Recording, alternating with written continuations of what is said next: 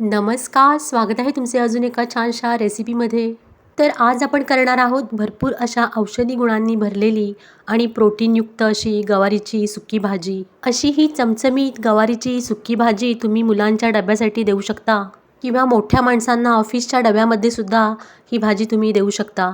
अशी ही चमचमीत भाजी करण्यासाठी इथे मी पाव किलो गवारी घेतली आहे. गवारी निवडताना फार जून घ्यायची नाही.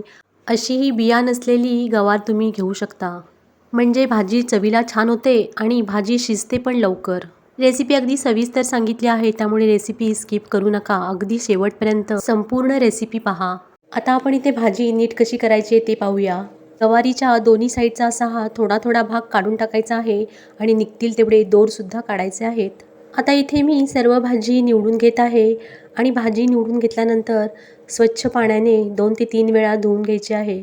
रेसिपी पाहत असताना रेसिपी आवडली तर रेसिपीला एक लाईक नक्की करा. आणखी चॅनलवर नवीनच असाल तर चॅनलला सबस्क्राईबसुद्धा नक्की करा.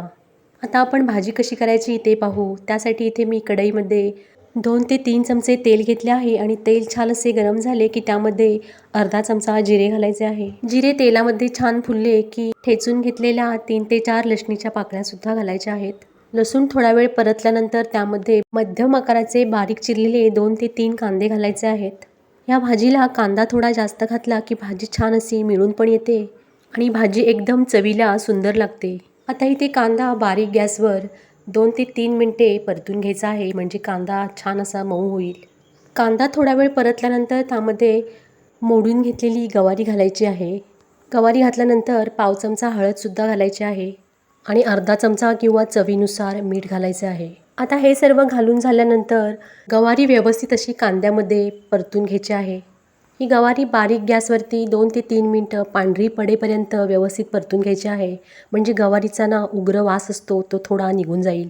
हे सर्व झाल्यानंतर झाकण ठेवायचे आहे आणि झाकणावर थोडे पाणी ठेवायचे आहे आणि गवारी वाफेवर शिजवून घ्यायची आहे. हे पहा, गवारी आता इथे 5 ते 7 मिनिटानंतर 50% गवारी शिजली आहे.